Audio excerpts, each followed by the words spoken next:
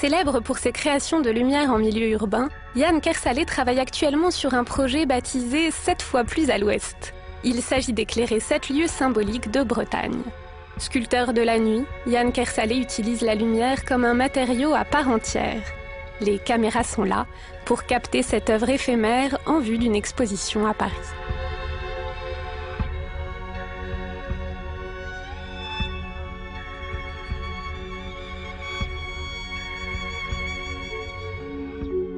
La couleur, c'est pas parce qu'on a teint un tissu rouge avec un pigment qui est rouge qui nous apparaît rouge aux yeux.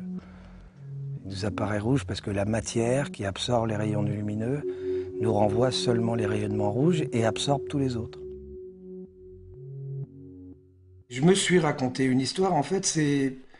La Bretagne, c'est Penarbet, quoi. Enfin, en breton, c'est le début du monde. Et en fait, Finistère, c'est la fin de la Terre. Alors je trouvais qu'il y avait là un rapport d'inversion qui était assez rigolo. Et en même temps, de par ce rapport au renversement, trouver 7 lieux qui soient sur ce territoire, qui me permettent de raconter cette histoire qui part de la mer et qui se rapproche vers la terre, ou inversement, qui part de l'aspect très urbain, là où il y a l'être humain contemporain, puis celui qui en a laissé des traces les plus lointaines, puis la nature qui garde des traces, et pour finir dans l'eau, quoi, finir sous l'eau.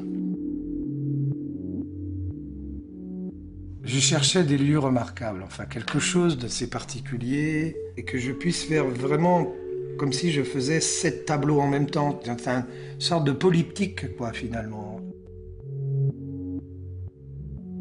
Huelgoat, la forêt du Huelgoat et son chaos de pierre. On trouve à Huelgoat des choses insensées, puisque les moindres cailloux, si je puis les appeler comme ça, font plusieurs centaines de tonnes.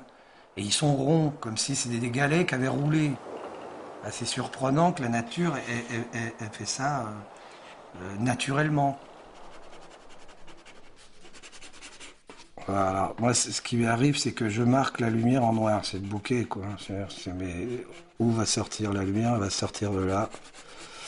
Elle va venir se dégrader sur ces grosses, énormes masses qui sont en plus vertes de mousse. Et on va avoir des sources non visibles, hein. Donc là, de toute façon, ça va être le feu. Partout. La respiration aussi. C'est une pulsion, une respiration de la Terre, on va dire. C'est un peu ça qui va se passer là. Ouais, première étape, simulation informatique du chaos du diable avec Jasmine. Ce que je voudrais, c'est qu'on ait la lumière qui surgisse de là, tu vois. Comme ça, à partir de ça. Donc toutes les lumières vont être rasantes, vont prendre comme ça le truc. Il faut que ça sorte de partout. Et en plus, si tu veux, ça va respirer tout le temps. Donc est-ce que tu peux me mettre cette image de jour, en nuit, déjà, sans rien? Un peu plus crépusculaire. Voilà. Donc maintenant, on va mettre de façon insolaire toutes ces images de feu. Voilà. Bon, là, on est plus dans la recherche d'une tonalité, et ce qui va nous permettre, avec nos projecteurs, de jouer dans les rouges et oranges. Voilà, ben voilà, on approche. Et tu auras la réflexion indirecte, en quelque sorte, de ces lumières sur l'ensemble de la voûte. Tout ça, là, on est... Par exemple, cette branche, elle aurait dû prendre, elle prend... Là, elle prend... Un petit peu par là-bas, aussi. Bon, c'est exagéré, mais on est à peu près dans ce sens-là, ouais, voilà. Voilà. On reviendra là-dessus, mais hors caméra. C'est mystère, secret. Dans le site du chaos du diable, à Huelgoat, l'équipe de Yann Kersalé s'active autour de son installation de lumière. C'est un véritable défi que d'éclairer ce torrent de pierre. Défi que va tenter de relever ce magicien. J'essaie un peu à l'instar de mes pères qui étaient les land artistes, de faire des interventions sur la nature. J'essaie que ce que je puisse faire soit ouvert à tous les yeux et à tous les regards.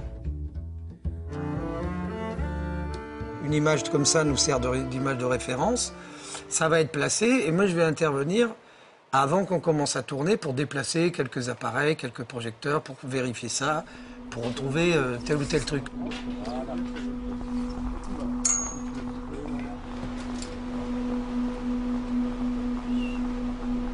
Les parts. Et Carlos, tu peux amener les parts? En fait, on est exactement monté comme un kit de montage. J'ai un régisseur qui est d'ailleurs un spécialiste des tournées, justement comme ça. J'ai des installateurs qui sont des installateurs qui font dans les concerts ou dans l'événementiel et tout ça. Donc déjà, ce sont des gens qui ont l'habitude de pratiquer ce genre de choses.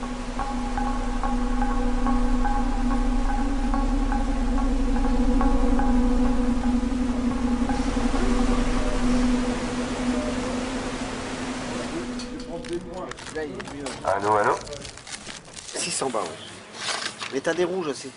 Enfin, même pour eux, ça les excite parce que c'est pas souvent qu'ils font des trucs comme ça. D'habitude, ils répètent un peu le montage régulier. Donc, il y aura forcément une forme de découverte pour eux, même si on a vachement établi les choses avec des plans précis. Il y a bien mes crevards, mais il y a aussi des plans.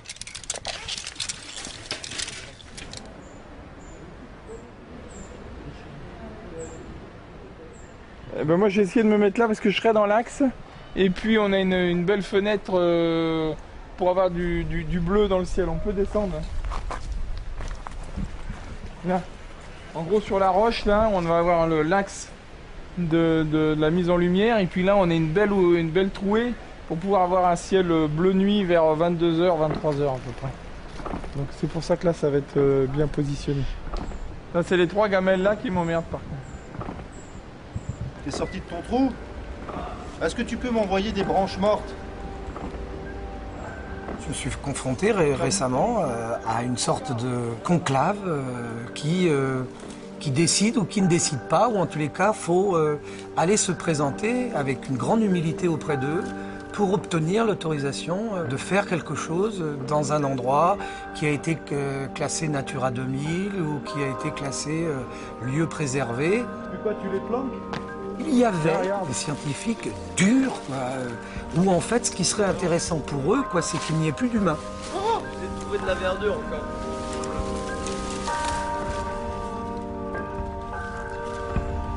Il y en aura un autre là-bas, près du palmier. À planquer? Un palmier fougère, tu vois. Lequel? Là-bas, Ah, un là-haut. peu plus loin. Je le vois. Ah, celui-là, là-bas, derrière. Voler, voler. Ouais. Régis? Régis? Tu peux envoyer déjà une séquence. Denis, t'es On où? devrait voir un peu les impacts. Denis? Ça, t'as la lumière en face de toi? Ah ouais c'est bon ouais.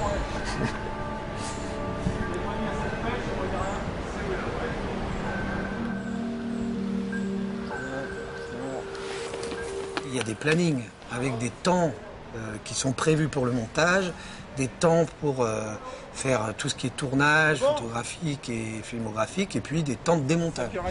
Et des temps de route, et le catering, et tout le système du Barnum en mouvement. D'accord. Trépied et puis on va faire, je sais pas moi, une image toutes les 3 secondes ou quelque chose comme ça quoi. Régis, tu fais un plein feu sur toutes les sources. Et on vérifie.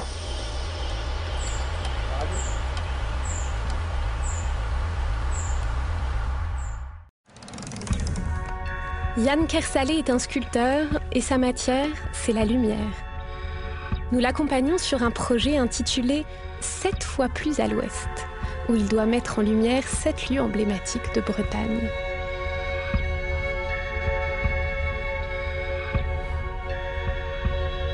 Nous quittions Yann Kersalé la semaine dernière en pleine installation de sa première performance à Huelgoat. Aujourd'hui, la nuit approche, le temps est compté et le pari risqué. Il ne faut surtout pas rater l'heure bleue. Et la première captation filmée doit être la bonne. L'heure bleue, elle se situe entre le moment où le soleil a dépassé l'horizon et comme les ultraviolets sont les ondes les plus longues, avec la courbure de la Terre, il reste encore un ciel sans soleil. Et petit à petit, ce bleu assez intense va devenir de plus en plus indigo jusqu'à passer au noir absolu. 21h30. Tu pourras envoyer la première séquence? C'est mieux ça là-bas, le jaune là, ouais. Voilà. Ça c'est une mise en place quoi. Voilà, comme on l'a fait au théâtre. Le décor est dressé. La quantité d'appareils qu'on doit utiliser a été répertoriée, identifiée. On sait quelle nature de source il nous faut. Et puis la première nuit, on va allumer. Et c'est là qu'on va voir ce qu'on bouge, ce qu'on ne bouge pas. Et c'est comme ça qu'on peaufine un peu le décor. Alors voilà, il s'agit d'un tableau. Un tableau qui va se mettre en place petit à petit en attendant que la lumière solaire dégage. Alors en fait, c'est un tournage qui a lieu pour réaliser cette installation. C'est la première. J'ai besoin de votre aide. À un moment donné, quand je dirai moteur à toute l'équipe, en fait, si vous pouvez ne pas prendre des photos avec des flashs, ça serait super. Donc voilà, merci à tous. Puis comme tout le monde n'est pas forcément arrivé, passez le mot. Ça m'évitera de refaire une séquence tous les 5 minutes. Merci et bienvenue.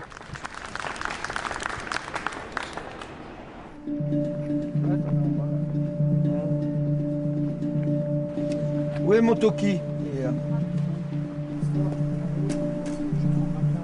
Régis? Ouais. T'en es où dans ta programme? Bah là, j'en ai lancé, t'as pas vu hein?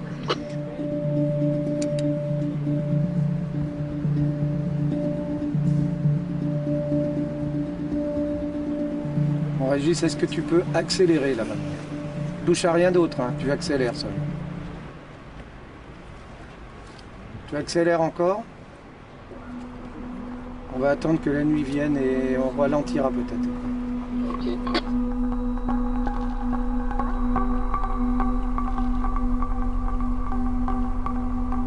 Alors moteur.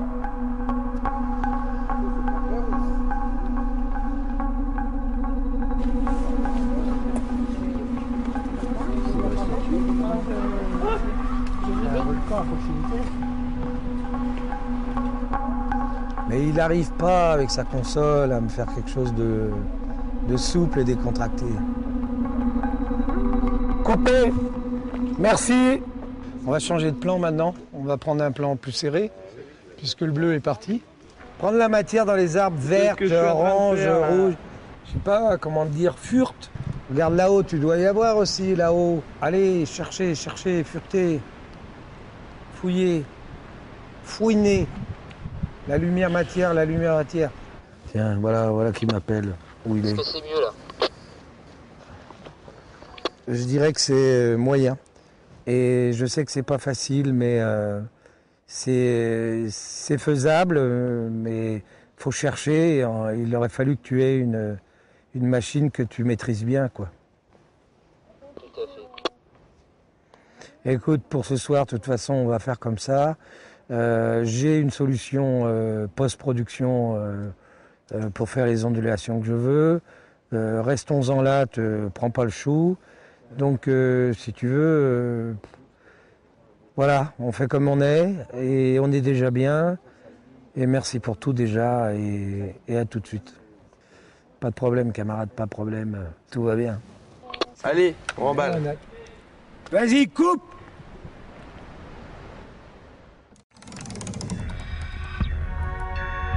Yann Kersalé est célèbre pour ses installations lumière comme la passerelle de la paix à Séoul, la pointe de la torche en Bretagne ou la verrière Hermès à Bruxelles. Pour son nouveau projet 7 fois plus à l'ouest, il doit métamorphoser 7 lieux emblématiques de sa Bretagne natale. Après le chaos du diable à Huelgoat et les alignements de Carnac, il s'attaque au radome de Pleumeur-Baudou, qui fut l'un des fleurons de la télécommunication française.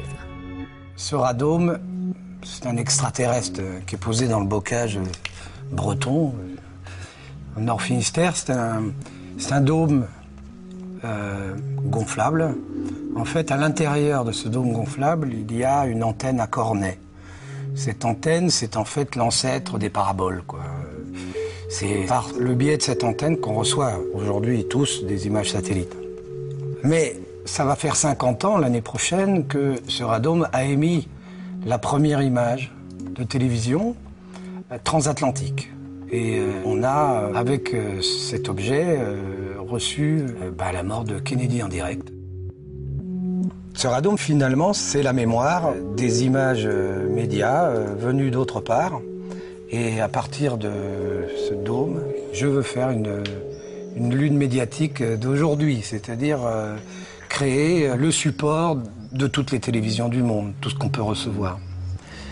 Donc on va mélanger la totalité de ces écrans afin d'obtenir vraiment une quantité d'images.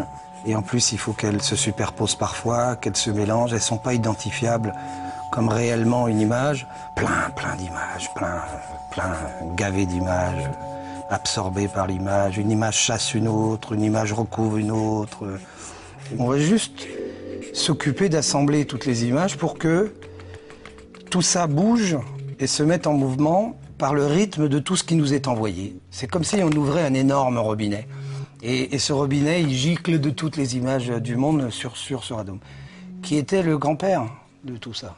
Donc maintenant, il faut qu'on aboutisse à construire cet assemblage. Ça ne peut pas être éteint, là.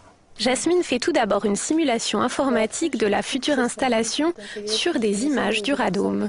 Tout ce que j'ai commencé par faire, c'est récupérer en fait tout un tas de vidéos, de télé du monde entier. Alors donc en fait j'ai ma base avec tous les petits carrés que j'ai préparés, dans lesquels je viens incruster en fait et voilà, ce qui va me donner toute une mosaïque de vidéos. Donc là on a toutes nos chaînes là, enfin t'en as combien, 400? Donc ça c'est figé, est-ce que tu peux les mettre en dynamique là? Attends, 30 secondes. J'attends une seconde, bien sûr, c'est la machine. Allô? Voilà, c'est ça là, c'est bien ça. Alors si maintenant on met ça sur le dôme. Donc on met ça. Voilà. On a le recueil, le capteur géant. On fait parler les paraboles. Enfin, en tous les cas, voilà, c'est un miroir de nous. Un miroir de l'humanité télévisuelle. Incroyable. C'est un petit peu ce que je ressens de ce qu'on perçoit aujourd'hui par les médias, quoi. Je suis désolé, mais les médias, pour moi, c'est un peu ça. C'est une bouillie. On a une zapette, on passe de l'un à l'autre. Disons que si tous les coups de zapette, on les regroupait en une seule forme, on pourrait avoir ça, quoi. On est un peu comme ça avec la télé d'aujourd'hui. C'est toujours plus. Et on voit bien que cette espèce d'hystérie, quoi, permanente c'est un truc à devenir fou, quoi. Voilà. Là, voilà, par exemple, une heure bleue qui va être fort intéressante à saisir. Tout ce que je vous ai montré jusqu'à présent, c'est des démarches d'avance, c'est des approches. Il y aura des aléas, c'est certain, et on va tous essayer d'avoir des hasards heureux, comme on disait aux Beaux-Arts, des hasards heureux. Rendez-vous à Pleumeur-Baudou pour découvrir le résultat grandeur nature sur le radome de 50 mètres de diamètre.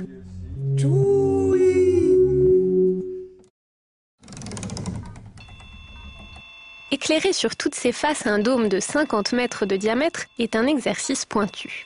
Pour l'équipe de Yann Kersalé, passer de la simulation sur ordinateur à l'installation grandeur nature mobilise des équipements techniques importants et des compétences humaines très particulières. Le tout par une météo bretonne. Il y a 4 vidéos de projecteurs je peux pas dire aux 4 coins de la sphère, ça le fait pas parce que c'est pas comme ça, mais disons autour, on a des vidéoprojecteurs qui projettent ces images. Donc on attend là que la lumière solaire descende pour avoir un beau contraste et a priori ça devrait fonctionner. La base à gauche est bien, faut baisser un peu le côté droit. Ouais, c'est ça, faut aller juste. Mais non, mais Denis, il faut que ça appuie dessus pour rebaisser pour redonner de l'assiette. Regarde, on est comme ça, si tu descends. L'intérêt, c'est de caler là quand même. Là. Tu vois. Donc quand ça va descendre encore dans une demi-heure, on va y arriver. Le problème, ça va être la synchro entre la prise de vue et le défilement des images. Ouais, mais on va arriver, on va y arriver, on va y arriver. Pour l'instant, ça, il se passe rien là. Non, il se passe rien. Et on n'a pas de balayage. Non. Donc ça, c'est bon.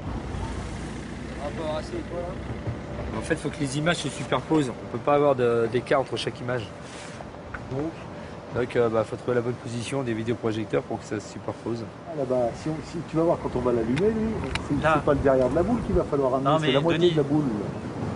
Oui, mais l'autre, on va le reculer aussi, il va nous prendre... La même pour l'autre. Non, je sais pas, oui. Moi, je m'en fous, faites comme vous voulez. On fait des tests. de nuit. Alors, si vous êtes tous de mon avis, pourquoi on fait pas comme ça? Parce qu'on fermera jamais. Maintenant, on n'arrive pas à raccorder les images parce qu'on est encore un peu trop près avec les véhicules, donc il faut qu'on arrive à trouver la bonne distance pour, de toute façon, à boucher le trou noir qu'il y a de chaque côté. Là, il te manque un bout, donc t'as pas ta sphère. Il manque combien sur le côté, là, à gauche? Ouais, il en manque quasiment autant que de l'autre côté. Bah non, c'est très choc. Ok. Ah oui, mais... L'installation pourra-t-elle être finalisée en une nuit, comme prévu? Non, mais c'est du boulot, quoi, c'est tout. Pour la nuit. C'est du boulot. Bah, il y a vraiment du calage. Il y a un souci, par exemple, de jonction des deux images. Parce que la rotondité de la chose, c'est... De l'image plate sur une forme ronde, c'est pas gagné. Il faut regarder de tous les côtés. Là, on a un raccord qui va diminuer, qui va même disparaître, parce qu'on va bouger les appareils pour se les superposer tous. Là, on est quand même en 4 dimensions, il faut qu'on se cale. On est dans un terrain un peu accidenté, donc il faut régler les vidéoprojecteurs. On a un petit problème avec le groupe. Il saute quand on met les 4, donc il y a un petit souci à résoudre, tout ça en pleine nuit. Voilà. On arrive à couvrir dans l'intégralité la boule et puis ça va le faire. On voit pas la trame vidéo.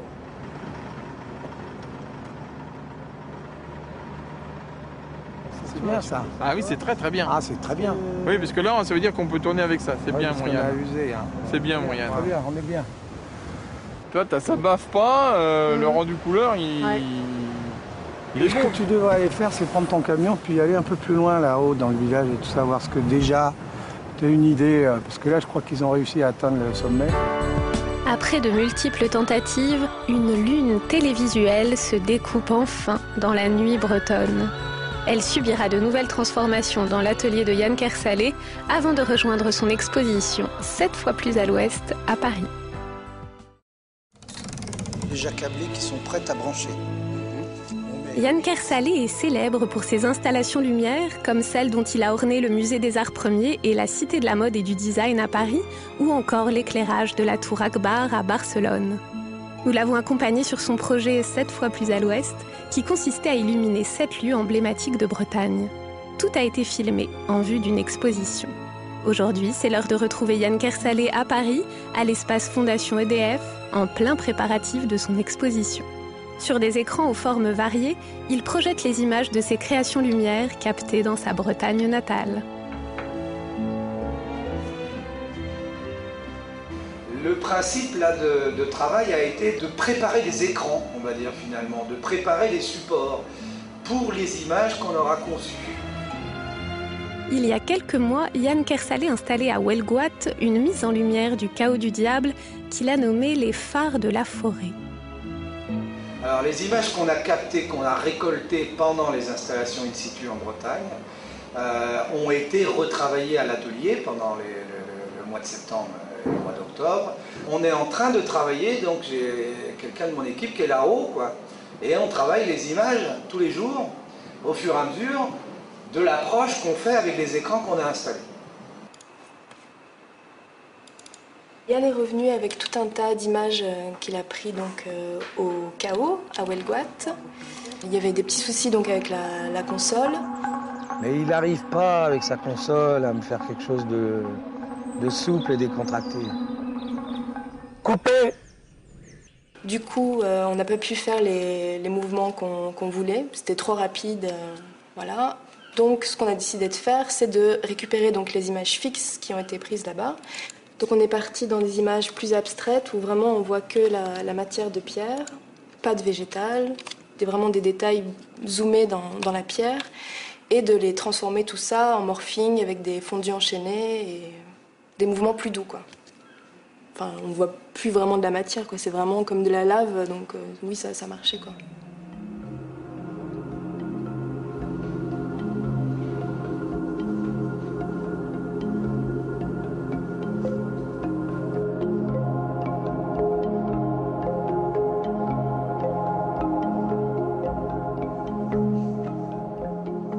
Il faut arrêter toutes les saccades là, sur l'image. Il manque 2 vidéoprojecteurs à l'intérieur du bazar. Donc tout ça, ça va être réglé dans les jours qui viennent. La difficulté, c'était avec ce nombre de projecteurs, recouvrir toute la surface. Là, on voit bien qu'il nous manque une partie, celle que je vais éclairer là. Celle-là, exactement, elle manque. Donc pour ça, on a commandé encore 2 autres vidéoprojecteurs. Donc en tout, il y en aura 9 à l'intérieur. Pour voilà, essayer de couvrir toute la surface. Ça fait un magma, du coup, c'est pas mal parce que là-bas, tu vois, ça s'agite avec le vent. Et donc, il y aura des murmures de son, tu vois, qui seront dans... Quand tu vas t'approcher par là-bas, tu vas être dans un truc maritime. Ici, on est plus dans les oiseaux, les cailloux, et à la fois l'eau de la rivière. Tu vois. Et puis là-bas, on sera, tu vois, dans du vent, sur le truc. Et chaque espace a son petit environnement et tu te balades dans un monde étrange. Qu'est-ce qu'on va faire d'avancer. Retrouvons le sculpteur de lumière Yann Kersalé qui prépare son exposition 7 fois plus à l'ouest à l'espace Fondation EDF à Paris. C'est un espace assez contraignant, je dirais. C'est très bétonné, quoi. Donc on n'abat pas des cloisons facilement comme ça. Il y a des escaliers qui montent, des escaliers qui descendent. Du coup, on peut aller, venir, passer d'une pièce à une autre. Il n'y a pas de sens de la visite. Il n'y a pas de narration à prendre dans les 7 sujets. Il y a quelques mois, Yann Kersalé et son équipe avaient projeté 400 chaînes de télévision du monde entier sur le radome de Plumeur-Baudou en Bretagne. Ce radome, c'est un extraterrestre qui est posé dans le bocage breton. En fait, à l'intérieur de ce dôme gonflable, il y a une antenne à cornet. Cette antenne, c'est en fait l'ancêtre des paraboles, quoi. Et on a, avec cet objet, reçu la mort de Kennedy en direct. Et à partir de ce dôme, je veux faire une lune médiatique d'aujourd'hui, c'est-à-dire créer le support de toutes les télévisions du monde, tout ce qu'on peut recevoir. Aujourd'hui, il s'agit d'intégrer les images de ce travail dans son exposition. On projette une image noire sur les boules et en fait on va après venir gommer. Donc tout ce qui est en damier, ça sera notre future projection. Une fois ce calque, on va le donner à Jasmine qui va l'intégrer dans sa vidéo pour qu'on puisse avoir que les boules éclairées avec les images qui ont été captées in situ dans l'installation en Bretagne. Donc cette vidéo, c'était la vidéo qu'on a projetée donc sur le radome, sur l'installation en Bretagne. Maintenant, je vais venir appliquer le masque que Nedir m'a passé tout à l'heure. Voilà, et ça donne ça.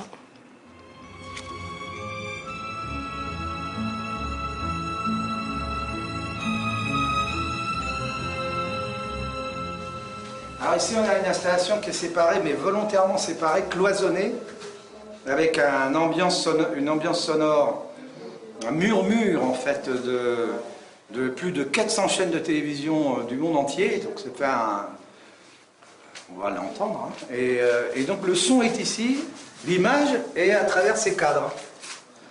Donc des cadrages à l'ancienne, vieille télé, ou plutôt 16/9e. Et donc nous avons un éboulis d'images du monde. Avec du recul en plus, qui est pas mal pour voir la fragmentation. Ici, ça c'est un des plans privilégiés. Voilà, c'est du gavage, du gavage d'information. Enfin, si on peut appeler ça l'information.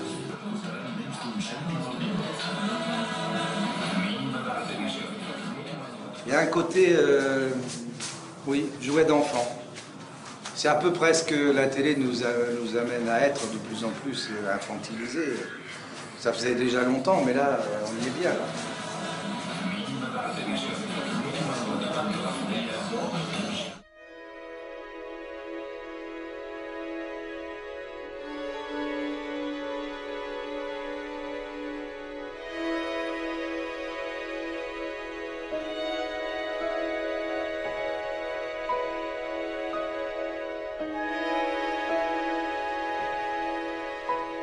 On monte du matériel, pof, la nuit tombe, pof, ça donne ça, pof, je capte. Et là, je donne la possibilité au spectateur, puisque quand il va se balader ensuite dans l'expo, il va voir ce que j'ai ramassé, comment j'ai trafiqué l'image que j'ai recueillie, quel assemblage j'en ai fait, comment j'ai resculpté la lumière, en fait.